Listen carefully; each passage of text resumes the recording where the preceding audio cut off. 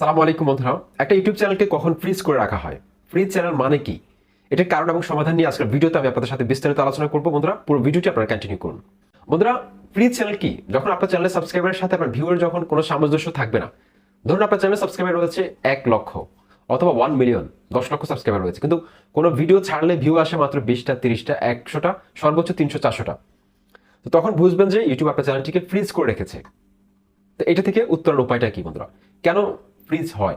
ঠিক আছে, এটার কারণটা কি? কারণটা হচ্ছে যে আপনি যদি অত্যধিক পরিমাণে স্প্যামিং করে থাকেন আপনার চ্যানেলে, সেক্ষেত্রে আপনার চ্যানেলে কিন্তু ইউটিউব ফ্রিজ করে দিতে পারে। ঠিক আছে, অতিরিক্ত সাপ পড়লেও কিন্তু এই প্রবলেমটা হতে পারে। ওকে, তারপর হচ্ছে আপনি চ্যানেলে যদি কোনো মিক্সড কন্টেন্ট নিয়ে কাজ করেন, যারা মিক্সড কন্টেন্ট নিয়ে কাজ করে তারা কিন্তু চ্যানেলে কিন্তু অ্যাভারেজ যে ভিউটা রয়েছে সেটা কিন্তু পায় না। আমরা অনেক চ্যানেল দেখেছি যে 1 লক্ষ সাবস্ক্রাইবার হয়ে গেছে, হয়তো কোনো একটা ভিডিও ভাইরাল হয়ে গেছে, অনেকগুলো ভিডিও আপলোড করার পর সেই ভিডিওতে 1 মিলিয়ন, 2 মিলিয়ন ভিউ চলে এসেছে, সেখান থেকে ইউটিউবে আপনার চ্যানেলে কিন্তু অনেক সাবস্ক্রাইবার চলে এসেছে, কিন্তু পরবর্তীতে আপনি ওই টপিক্সে আর ভিডিও তৈরি করছেন না। সেক্ষেত্রে আপনার পরবর্তী ভিডিওগুলো কিন্তু তারা দেখতে ইন্টারেস্টেড নাও হতে পারে, সেক্ষেত্রে আপনার ভিউটা কিন্তু একদম ড্রপ করবে। সুতরাং আমাদেরকে কি করতে হবে? এটা থেকে উত্তরণ করার জন্য অবশ্যই কন্টিনিউ ভিডিও আপলোড করে যেতে হবে, যতক্ষণ না পর্যন্ত আপনার চ্যানেলটি আবার আগের অবস্থানে ফিরে না আসতেছে। এমনকি যে ভিডিওটি আপনার ভাইরাল হয়েছিল সেই ভিডিওটি আপনাকে ডিলিট করে দিতে হবে। ডিলিট করে মিক্সড ভিডিও আপলোড করা বন্ধ করে দিতে হবে। একই নিশের উপর ভিডিও তৈরি করতে হবে। আপনাকে ডিসাইড করতে হবে আপনি কোন বিষয়ে পারদর্শী, কোন বিষয়ে কন্টিনিউ ভিডিও দিতে পারবেন। এরকম একটা নিশ আপনাকে বেছে নিতে হবে, এমনকি কন্টিনিউ ওই নিশের উপর ভিডিও তৈরি করে যেতে হবে যতক্ষণ না পর্যন্ত কোনো একটা ভিডিও র্যাঙ্ক না করছে। এক্ষেত্রে কিন্তু আপনার চ্যানেলটা আস্তে আস্তে গ্রো করবে।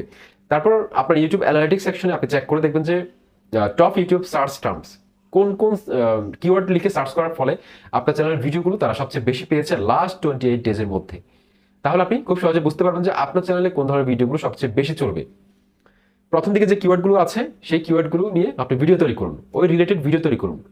যদি হয় যে একদিন 1000 সাবস্ক্রাইবার কিভাবে পাবেন, how to get 1000 subscriber in a day, যদি এই কিওয়ার্ডটা লিখে আপনার চ্যানেলে লাস্ট 28 ডেজে সবচেয়ে বেশি সার্চ করেছে এটার কাছাকাছি, তাহলে এই রিলেটেড ভিডিওগুলো তৈরি করুন বেশি বেশি।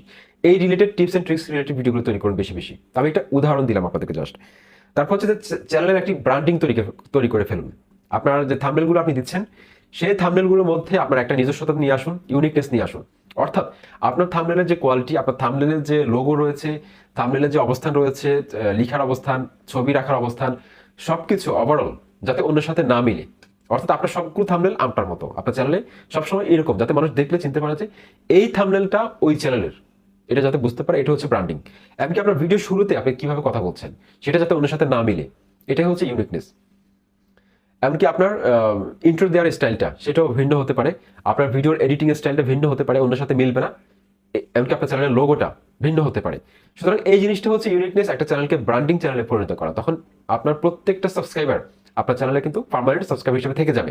আপনার প্রত্যেকটা ভিডিও তারা দেখবে, কারণ আপনার চ্যানেলটা কিন্তু একটা ইউনিকনেস নিয়ে এসেছেন, আপনার চ্যানেলটা কিন্তু একটা ব্র্যান্ড চ্যানেল হয়ে গেছে, আপনার চ্যানেলটা কিন্তু ভাইরাল হতে বাধ্য।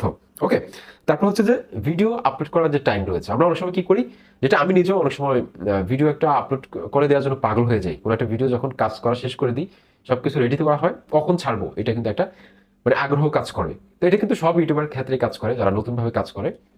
তো ভিডিও আপলোডের যে সময়টা, এটা কিন্তু অত্যন্ত গুরুত্বপূর্ণ। কোন সময় আপনার চ্যানেলে অডিয়েন্স সবচেয়ে বেশি থাকে এটা আপনি চ্যানেলের ক্রিয়েটর স্টুডিওতে কিন্তু আপনি খুব সহজে এটা বের করতে পারবেন। অডিয়েন্স সেকশনে গেলেই কিন্তু আপনি বুঝতে পারবেন যে আপনার চ্যানেলে কোন সময় সবচেয়ে, গ্রাফের মাধ্যমে বুঝতে পারবেন যে কোন সময় সবচেয়ে বেশি অডিয়েন্স থাকে।